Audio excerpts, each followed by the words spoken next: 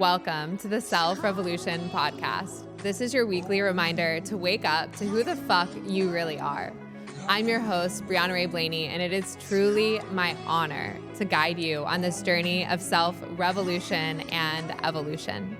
Join me as one by one, we collectively wake up to create a more harmonious, enlightened, and fulfilled world.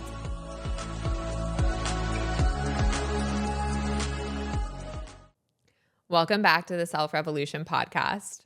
Well, friends, if you can believe it or not, I'm about to be 31. And so I thought for this week's episode, it would be fun to reflect back on the past year and really dive into an experience that happened around this time last year for my 30th birthday when I went to Bali for 2 weeks by myself to do this thing called Panchakarma. I know it's probably not the typical 30th birthday. I think most people think of the 30th birthday, big party, alcohol, drinking, all the fun. And I have to admit, I did do that as well. Before I went to Bali, I went to Italy for a little over a week with my family and had a big time. And then I chose to go to Bali to do this thing called Panchakarma and really dive into myself and being with myself. So Panchakarma is an Ayurvedic treatment, an Ayurvedic detox program that has been used for thousands and thousands of years. And if you know me and have been listening to the podcast, then you know that I am an avid student of yoga and Ayurveda. And so for my 30th birthday, I really wanted to dive in and have a transformational experience. I think, like many of us, these decades are really monumental moments in our lives. And for me, my 20s had encompassed so much change, so much transformation. And I really wanted to reset and have kind of a clean slate going into my 30s. And so I couldn't think of a better thing to do than to go all in and do this thing called Panchakarma. I will preface some of the things that we'll talk about today that Panchakarma really goes into. They're a little bit out there. It's a bit different than the typical Western experience, but it was an incredibly transformational experience for me at every single level of my mind, my body, my soul. And I really do think that it can help more people. And even if the actual experience of Panchakarma may not be for you, the principles that are woven into it have fundamentally changed my life. And so I'm really excited to dive into what Panchakarma is, why I did it, the experience that I went through, and then leave you with some reflections from the past year and what I'm really looking to call in for this year ahead. So let's get into it. Ayurveda is the science of life. It is one if not the oldest healing systems in the world.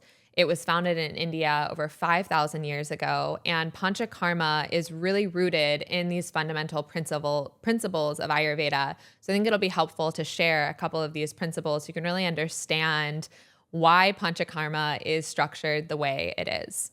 So the first really foundational principle of Ayurveda is this concept that we are connected at all layers of ourselves. So our body, our mind, our spirit, all of those things are interconnected, and disease can be formed at any single layer if there is misalignment with your being. So in Western medicine, when often I think we think of just the physical body, I think there's some more focus on mental health now these days. Ayurveda has known for thousands of years that our mind, body, and spirit are intimately connected, and Panchakarma works on every single layer of our body, mind, and spirit. The second principle is this idea that we are all unique, that you are a unique and customized individual, and therefore your treatment has to be as well. So in Ayurveda, each of us has our own mind-body makeup. This is called your dosha, if you've heard that word before. And each of us has our own doshic makeup. There are different categories that Ayurveda will classify us in. However, that combination is completely unique to you. It's completely unique to me. And that's why we don't look the same. We don't function exactly the same. There is this structure and harmony to the world and to us, Yet we do have to focus treatment on the actual individual. So again, a big difference from Western medicine. Often when you go to the doctor, they're probably prescribing you the same thing as many of your counterparts. In Ayurveda, that's not the case. If you go and see an Ayurvedic doctor, for the most part, they're giving you a very customized treatment plan, and they're also giving you very customized herbs or herbal medicine if that is what is needed in that specific instance. And so Panchakarma is customized for you at the individual level. The next thing is that Ayurveda focuses on the root cause. So it's really focused, and we'll dive into this in just a moment, around what the root cause of disease is from an Ayurvedic perspective. But instead of treating the symptom, so say you have acne, and I've experienced acne in my own body, instead of just treating the symptom of acne and giving you some sort of cream to put on your face, Ayurveda is focused on understanding why the acne was caused in the first place, or why any malfunction or dysfunction or pain is being caused at the root cause. Because if you just treat the symptom, then it's going to come back again. But if you treat it at the root cause, then hopefully it's alleviated for the rest of your life and your body is functioning and maintaining that harmony going forward. The next piece is that our bodies are innately intelligent, and our bodies know how to fundamentally heal themselves. And that the true issue here is not that our bodies aren't functioning properly, but it's the choices that we are making, the lifestyle choices that we are making, that are ultimately pulling us out of balance with our bodies. So as I mentioned, in Ayurveda, you have a unique mind-body type that you were born with at birth, and that is called your Prakriti. And throughout your life, you'll make decisions and eat certain foods or do certain things, and your body will change from its initial makeup to be comprised of a slightly different combination, and that's called your Vikruti. And when you're out of balance, particularly when that distance between your Prakriti and your Vikruti gets really far apart, that's where disease is caused. So for instance, for me, I have a lot of fire in my nature. I can be very intense. I have a lot of passion for life. But if I have too much fire, if I get too much heat in my body, say I eat a lot of spicy food, or if I'm engaged in a lot of competitive activity, that fire might burn too hot, and I'm actually going to get symptoms that can manifest from that imbalance that's occurred. The last note is on prevention. So Ayurveda as a whole is really focused on preventing disease over trying to just treat the symptoms again. So it really wants to ensure that we are all, as individuals, maintaining a solid daily routine that is supportive for us, making good choices at every layer of our being so that we are maintaining a good quality of health. And the word for health in Ayurveda is svasta, which means to be established in yourself. And I love that word, as it really is, again, a holistic meaning of the word health. How Ayurveda thinks about disease is different than we often do in the West. And as I mentioned, Western medicine is primarily focused on treating the symptoms, yet where in Ayurveda, it really is focused primarily more on the root cause. So for instance, I know when I grew up and went to the doctor, I would have one potential annual physical, and then I would just go to the doctor if I got sick. In Ayurveda, you go see an Ayurvedic practitioner, an Ayurvedic doctor, every single time the seasons change, as that is a sensitive time for your body, and an Ayurvedic doctor can help you ensure that you are keeping your body aligned with nature's rhythm and harmony in life. And so that's just one example of the difference kind of between how Western medicine, Ayurvedic medicine often thinks about the prevention of disease. The cause of disease is also something that Ayurveda goes into at great detail. So as I mentioned, it's root cause, focused on treating the root. So that begs the question, what is the root cause of disease? From an Ayurvedic perspective, there's really three causes of disease. The first is mistake of your intellect. And that means that your mind is making choices that aren't supportive for you. So for instance, we are eating pizza or processed food that's not supporting our body, or we're putting ourselves into really stressful situations that are causing emotional dysfunction. The second is misuse of our senses. And the third is the effect of the seasons. So we are using our senses to, again, eat or use things, or to hear things, or to taste things that aren't supportive for us. Or when the seasons are changing, we're having a hard time adapting to the seasonal changes. Yet all three of those are rooted in the first one that I mentioned, which is mistake of your intellect or misuse of your mind. And so that is really the ultimate root cause of disease. So when Ayurveda is really focused on prevention, it's about helping you as an individual understand how your mind and your body function so that you can be making choices for yourself that keep your body in harmony with nature and therefore keep disease out of your body. So ultimately, if you continue to make choices, if there's that mistake of your intellect, you continue to make choices that aren't supportive for you, that's going to build over time. And it begins to create what Ayurveda calls ama. And ama can be known as like this toxic sludge or just toxic buildup. And it is, again, associated at all layers of your being. So it can be very physical in nature, like having physical toxins in your body, but there's also emotional ama or spiritual ama, you could say. And this ama accumulates in your body and ultimately leads to the disease process if it's not dealt with properly. So to give you a more tangible example of what I mean by this, for instance, let's say that you have a really hard time eating gluten or eating dairy. And every single time you choose to eat gluten or dairy, you get a stomach ache. And that stomach ache, at first, maybe it alleviates within a couple of hours. And so you keep eating the gluten or you keep eating the dairy, and then months go by and it starts to get worse and worse and worse. Essentially, every single time you're eating this thing that's not supportive for your mind-body makeup, a little bit of ama is accruing in your physical body. And if you continue that process, then that amount of ama in your body grows bigger and bigger and bigger.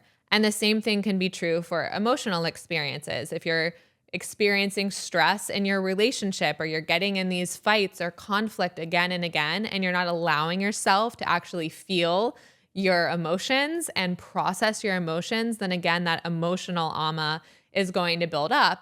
And there's a connection between the physical ama and the emotional ama.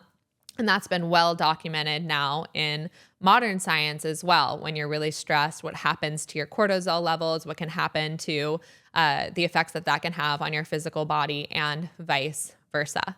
So essentially, this ama begins to accumulate in your body. And if it's not dealt with and not cleansed and not processed, then over the years of our life, it gets worse and worse and worse. And Ayurveda has a very detailed process of disease, 6 stages of disease, which we won't go into at length today. But essentially, as this accumulates, something as simple as eating gluten and dairy when your body can't process that can lead to arthritis and much more serious conditions, cancer down the line. And so that's really the way that Ayurveda views disease.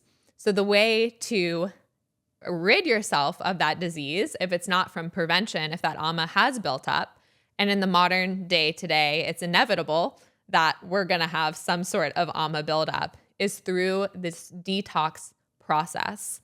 And you can do mini cleanses at home. Ayurveda is a huge fan of doing those on a seasonal basis. And I had done those before I had actually gone to Panchakarma. But the big mamma jamma detox is Panchakarma. So the goal of Panchakarma is to cleanse your body, your mind, your soul, and to really rejuvenate your tissues at every single layer of your being. The Panchakarma that I did was only 12 days long, but traditionally it is done for 28 days or even longer. And so these can be pretty lengthy protocols, as it takes a while to actually remove this ama from your system. So Panchakarma is done in 3 stages. And the first stage is Purvakarma, which is the preparation for Panchakarma. And this is all about getting your body ready to actually go through Panchakarma. So stage 2 is the actual Panchakarma, and Panchakarma means 5 actions. And so these are the 5 actions that actually cleanse your body. And when I'm saying cleanse, I'll talk a little bit more about my own experience with this, but I mean detoxing your body, and you're getting waste out of your body in the ways that you know that you can get waste out of your body.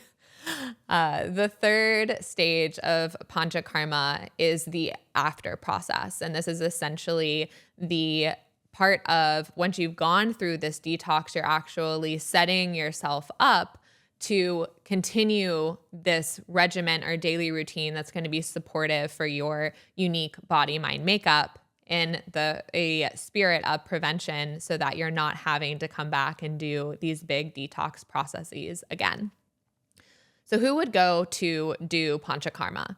Primarily, particularly the center I was at, most people that were there had an acute disease that they were actually working through. So a woman there was having a really big issue with her eyes. Someone else had cancer. Another person had arthritis. So oftentimes people go and seek out Panchakarma treatment because they are experiencing a very acute illness. Hormonal imbalance is another very common reason I think a lot of people in the West seek out Panchakarma therapy. Yet you can also do Panchakarma from a preventative measure. So for me personally, I have been studying Ayurveda for a number of years. I've been implementing these protocols in my life, and Ayurveda has helped me really rid myself, and I guess I wouldn't say rid, but have helped me really come into a much healthier relationship with my body, with my mind, helped me heal my own hormonal imbalance. And the tools and the philosophy of Ayurveda continue to support me as I experience some of these imbalances in my life. And so I was really going to Panchakarma because I wanted to experience this for myself, to be in the embodied experience as I love teaching and sharing about this wisdom.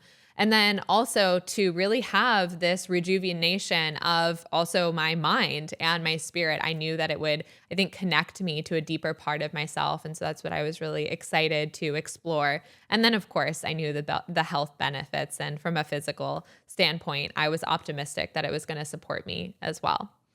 So this is why I chose to fly all the way over to Bali and spend 2 weeks alone doing Panchakarma. So typically before you go do Panchakarma, you are asked to spend the weeks prior really preparing yourself for even the preparation of Panchakarma. And this means really eating in alignment with your dosha, with your mind, body, makeup, eating really clean foods, and taking time for yourself, spending time in silence, maybe doing a meditation practice, spending time in nature, just really starting to attune your body to go through the treatment that you're about to experience.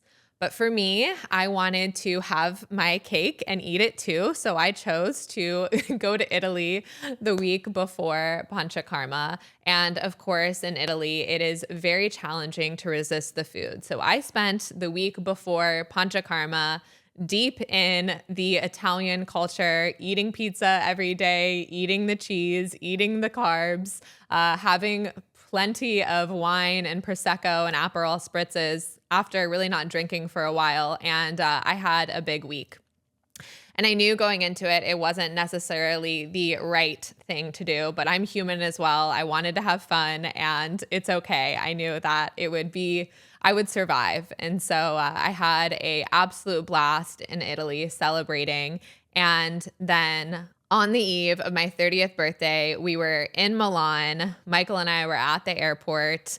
I wasn't feeling all that well from the number of Aperol spritzes I had drank that past week.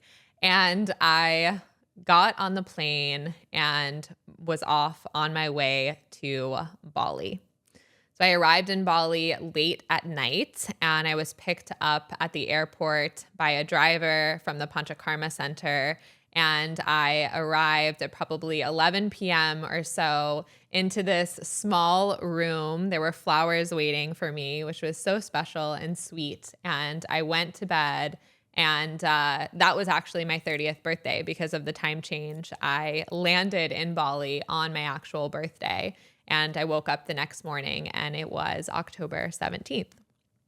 So on the plane over, I had reflected on a few of the things that I was wanting to let go or move through during Panchakarma. One of them was this fact that I still felt like I was being controlled to some extent by societal norms. And that had been something like throughout my 20s that I had been working through, was this detachment and kind of letting go of all of these systems that are so ingrained in society today and allowing myself to choose a path that really felt authentic to me. So that was a huge thing that I was really setting as an intention that I wanted to move through.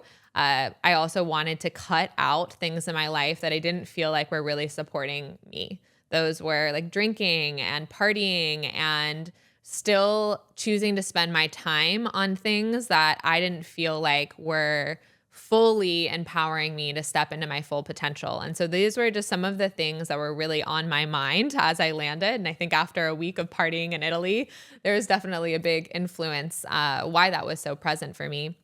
And so I woke up the next morning. I didn't really know what to expect exactly. I had read a bit about Panchakarma, but I really was there to experience what it was, for myself firsthand. And I had a note in my room telling me to go down to the kitchen in the morning and to pick up my first dose of ghee, of medicated oil.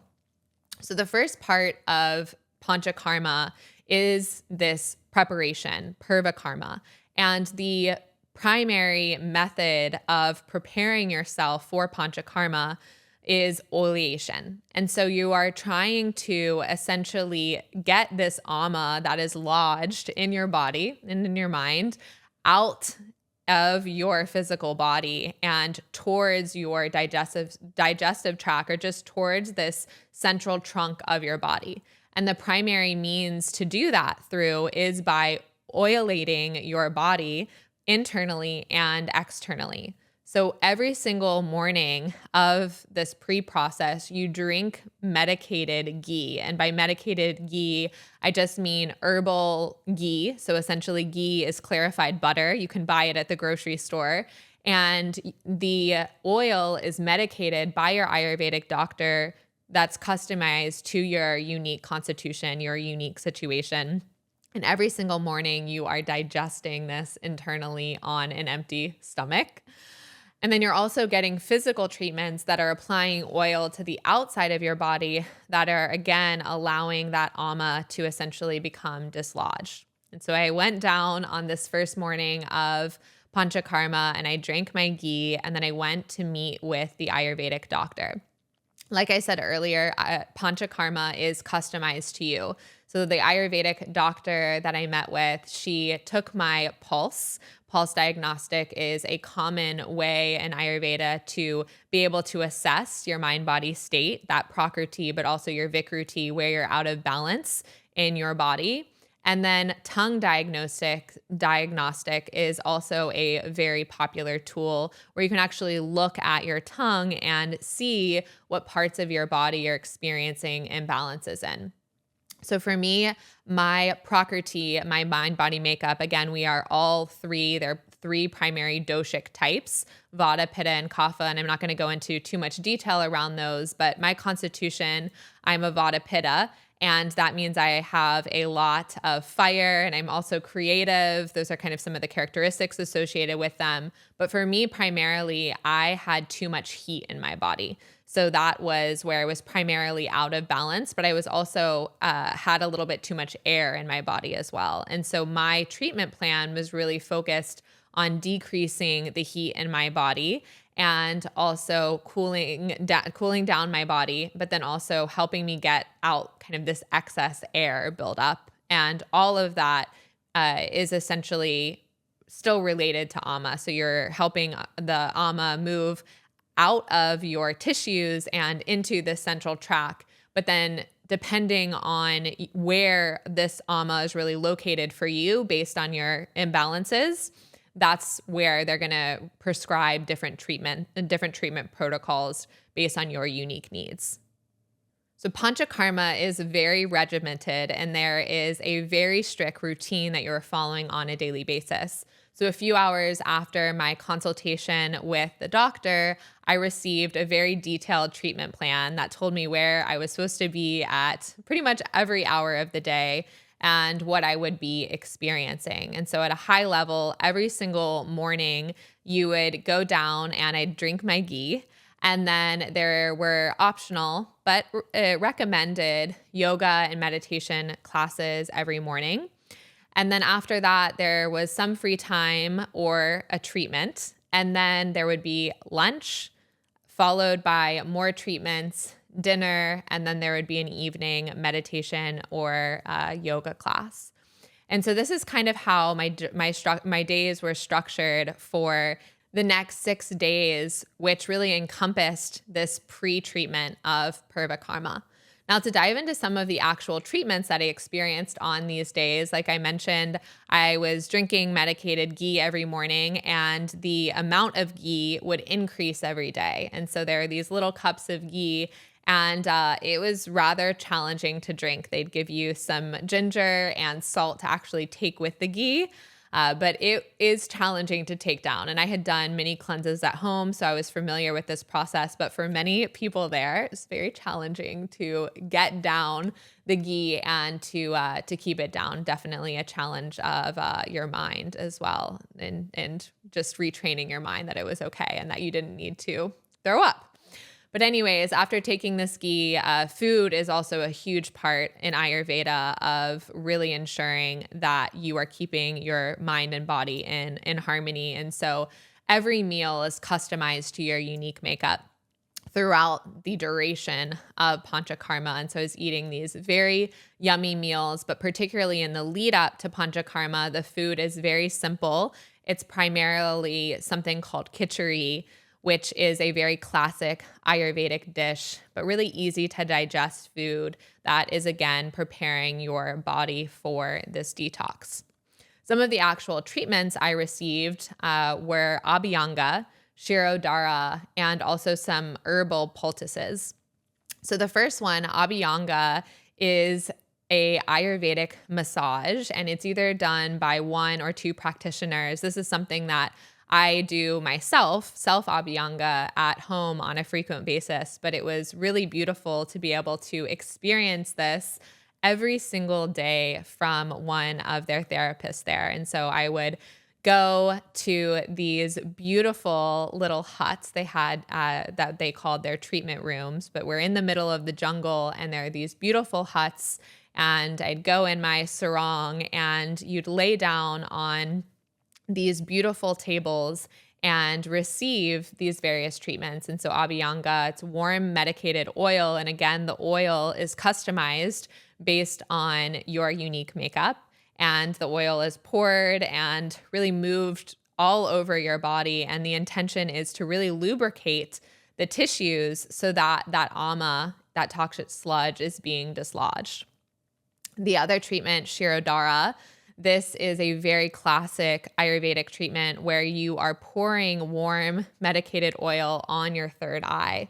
And so maybe you've seen these pictures of women where they're laying down on these tables and it drops on your third eye. It's an incredibly blissful experience. And so typically after I had Abhyanga, you'd lay down and have Shirodhara. So for 20 to 30 minutes, this medicated oil would be dropping on my third eye, and it is incredibly meditative and blissful and relaxing. So in addition to oleation, Swedana, which is sweat therapy, is also used to heat up your body to move the ama from your limbs or your extremities to your central trunk. And so in the last days of this preparation for Panchakarma, I was receiving Swidana, where it's kind of like a sauna, I guess, here in the West, but I'd go in a wooden box, and it didn't include your head because from an Ayurvedic perspective, the head is to never be heated. So you would sit in these wooden boxes. I would be in this wooden box and my body would be sweating. And it was kind of just like being in a sauna. It was a pretty pleasurable experience. So while I was going through all of these treatments, it was fascinating to watch what was happening to my body and my mind. So in addition to being at this treatment center, I chose to maintain silence for the majority of my experience. I have done a number of silent retreats for myself, and I've found that while challenging, it is incredibly rejuvenating to actually maintain silence. And so that's something that I wanted to implement for myself during this experience. And it was fascinating to just simply watch what was happening, particularly as I had been in Italy before. So the first few days of my Panchakarma experience were very challenging. My mind was in complete chaos. As someone who meditates a lot and has a very consistent practice, it was a little bit shocking to me how challenging it was to maintain calm. I found myself, I was reviewing my journal notes before I did this episode, and I was writing things down like, why did I choose to do this? Is this the right thing to use my resources, my time and energy? Why am I here? And it was so fascinating to be kind of in this conflict with myself, even after having practiced many of these things for a significant period of time. So the first few days for me of Panchakarma were very intense, and less from a physical sense, but much more from a mental sense. And this often happens. They have therapists and coaches available at the center because it really is a full body experience. And there are often a lot of emotions that come up for people when they go through something like Panchakarma. And so the first few days, really in an intense internal process, fighting with my mind. And after the fourth day, that was really when I started to drop in and to relax. And I was able to actually be with and be present with what I was experiencing. And after that fourth day, every day after Shirodhara and after my treatments, I was coming back and spending some time meditating and journaling, but I was fighting with myself. And after the fourth day, I really had and was able to drop into very blissful meditation experiences. And I started to dive deeper into these various aspects of myself and continued on that journey. And I'll share some more of those reflections towards the end of today's podcast. So that leads us to the main event, the peak experience, Panchakarma. And Panchakarma, this is the second stage, and Panchakarma means the 5 actions. And so there are 5 traditional actions in Panchakarma that detox your body. And I'm not going to get into these at too great of a depth, as it is a bit, I guess, I don't know, it's not disturbing, but it can be a bit gross. But there are these 5 actions that essentially help expel your body of these toxins. And depending on your unique situation, you may go through all 5. 4 of them are more primarily used today in modern Panchakarma. There's one that's not as commonly used anymore, but those 4 are primarily used. And I had experienced, I guess, 3 out of the 4. So the 3 treatments that I received were first Rejuvenation, and Rejuvenation is essentially a laxative, and they use castor oil, or that's what they used at my treatment center, and I've used in my cleanses as well at home to basically cleanse your body. The second one is Nasya, which is medicated oil that is put in your nose and again helps cleanse out any ama in the upper part of really more of your head region. And then the third is called Basti, and it is a medicated enema that is inserted into your body. So these are the 3 detox treatments that I received. And these were all given to me around day 7 of my Panchakarma. But the big day 7, is really culminated in the act of Varechana, which is this laxative. And so on the morning of day 7, I went up to the front of the treatment center, and there was this ceremony essentially blessing the castor oil that you're about to take, and really setting kind of this intention around allowing your body to let go of anything that was no longer serving it. So it was this beautiful ceremony that was orchestrated by the doctor. And then I went back to my room, and it began to do its magic. And day 7 was a very intense day. So as you can imagine, I was all across, halfway across the world by myself. And I remember just laying on the bathroom floor in quite a bit of pain. Again, kind of wondering why I was doing this, why I was voluntarily putting myself through this experience. And I definitely had the thought of what if something happens to me that is not good and I'm by myself all the way over here? But I had an immense amount of trust in the process. And I also felt very confident in the treatment center that I was at. And the nurses and the therapists there kept checking on me every hour. One of them brought me this little flower. I was like holding my hand and smelling. And so essentially this process went on for many hours. And once it had been completed, for the most part, I was able to start taking in small substances. And so all of these meals are prepared for you again individually, and you're really starting to reintroduce things back into your body. So just clear, more liquid broth at first, and then slowly eating grains into khichdi and all of that. And so that was the big day 7. It was intense, but afterwards, like by that evening, I was feeling pretty good. I felt very light. I felt very clear. My mind felt very sharp. And while I was tired and kind of exhausted from the process, I had a lot of energy, a lot of mental energy, and I was very excited to see how I would feel in the morning. So the next day, the 8th day, really marked the last part of the process, which is Panchakarma. And this is all around rejuvenation and helping your body basically recover from the detox that it just went through, but also setting yourself up in the right routines and the right dinacharya for you to continue living in harmony with yourself. And there are a number of other treatments I received to continue to allow my body to heal. So some of these treatments that I received, I continued to get Abhyanga and Shirodhara, the oil massage, and the medicated oil on my third eye.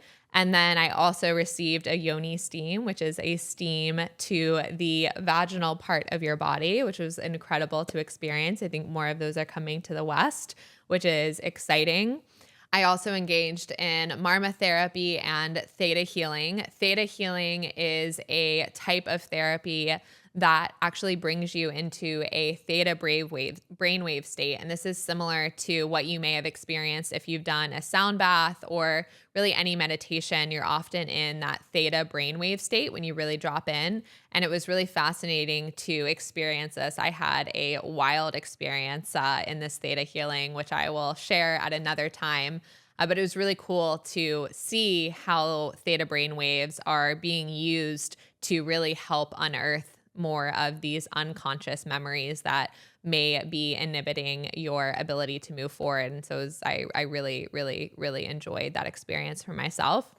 Marma therapy is what I would call maybe an Ayurvedic version of acupuncture. So Ayurveda believes that there are these different energetic centers in your body, and by pressing on them, they can help ultimately heal your body, or they can help promote different things that you may be wanting to move through. And again, all of that is customized based on your unique mind-body makeup.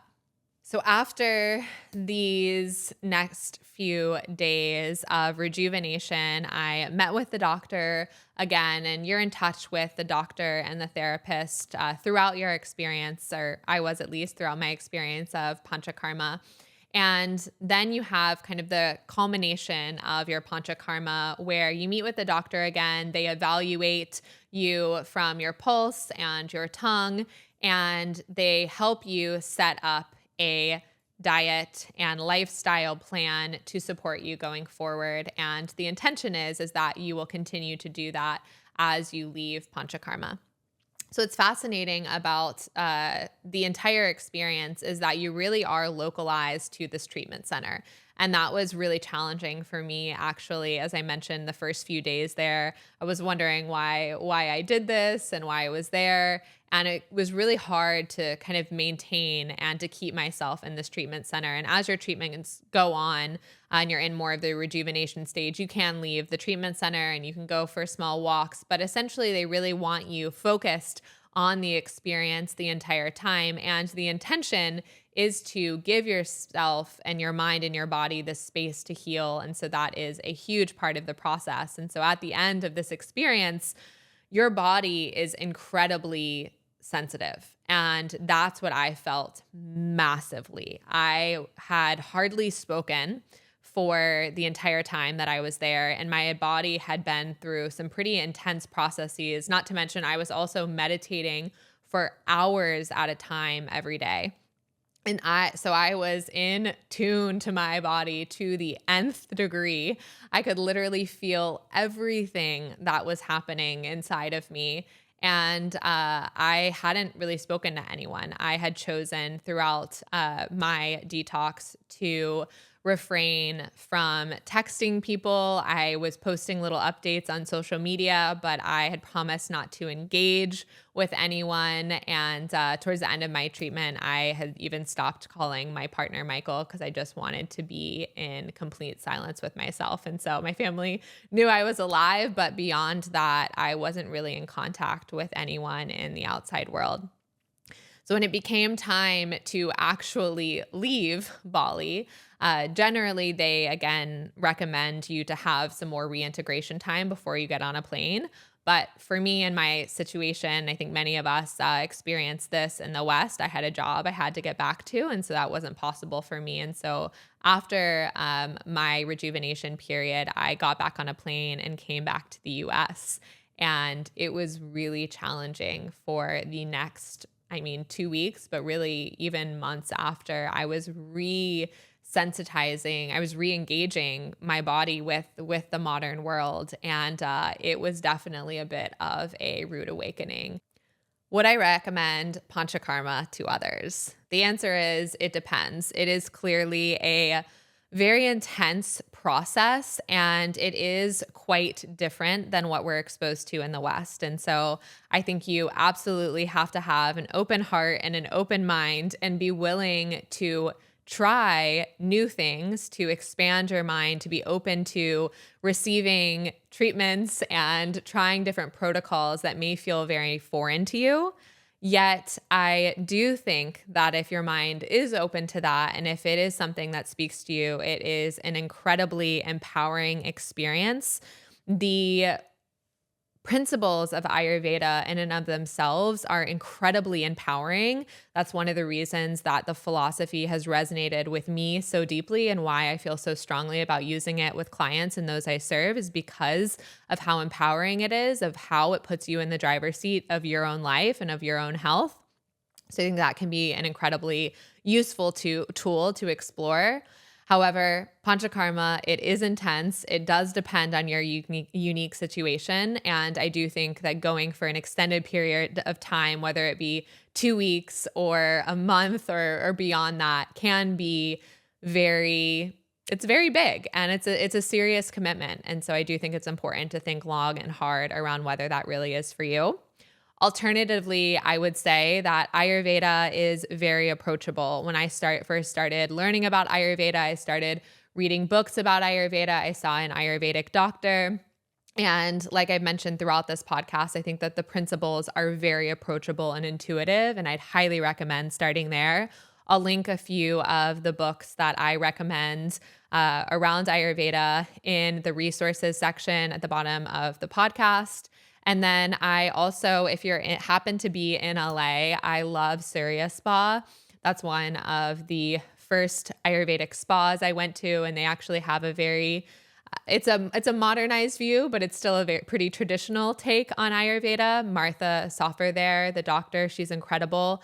And I've really enjoyed seeing her, and they have incredible treatments that are much more higher end. So if you're looking for more of a spa-like experience with a taste of Ayurveda, then that can be a great way to get exposure. They have Abhyanga and Shirodhara and many of the treatments that I recommended or that shared about my experience today. And then also they actually do an at-home Panchakarma that you can try and experience with them. They offer Panchakarma at the spa. It's just not quite as intense and as immersive as the experience that I went to. And then you can also do Ayurvedic cleanses at home, but I would definitely recommend doing them under the guise of an Ayurvedic doctor, an Ayurvedic practitioner. And I may run a few of those next year as well. So just some things to look out for on the Ayurvedic front. Besides being so sensitive to the outside world, a few of my other big insights were the following. One was around love. I came back feeling this sense of unconditional love that I had honestly never experienced before. I had this breakthrough in terms of really understanding how my true nature was love, and how this essence of consciousness that is you, that is me, that is us, is ultimately love, and what that truly means to our existence, that our nature as human beings, as a global population, is all rooted in this deep, deep fundamental essence of love. And I think for me, it was really this experience of knowing that I was always going to be connected to that deep, deep rooted sense of love, and that it helped me ground even more into this knowing of who I really am, and allowed me to, throughout this past year, when there's been a number of trials and tribulations or just changes in my life, come back to that innate knowing and be able to tap into this limitless font of love that is your true nature, that is my true nature. And so that was a huge awakening for me from the Panchakarma experience, and really being in a very deep meditative state.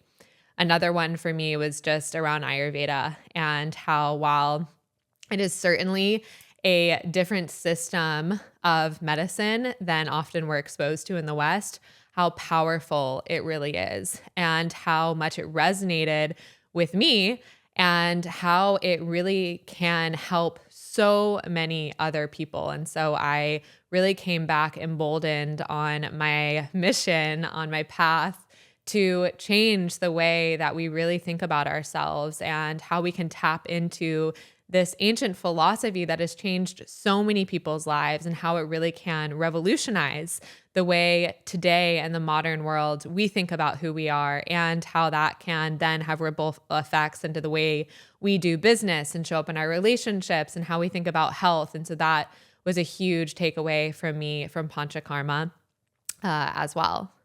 A few others were really around this concept of receptivity, and this goes with resensitization. But for me, I was in a deep, deep place of receiving.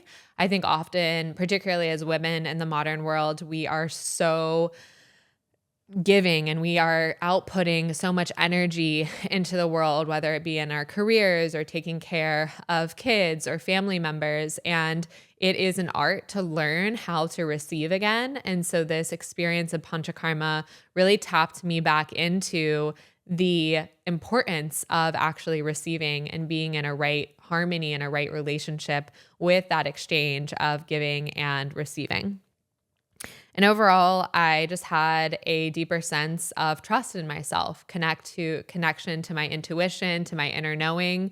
One of the phrases that has really been with me all year, and it was one that was very present with me during Panchakarma, is that I'm right where I need to be, and that the time is now.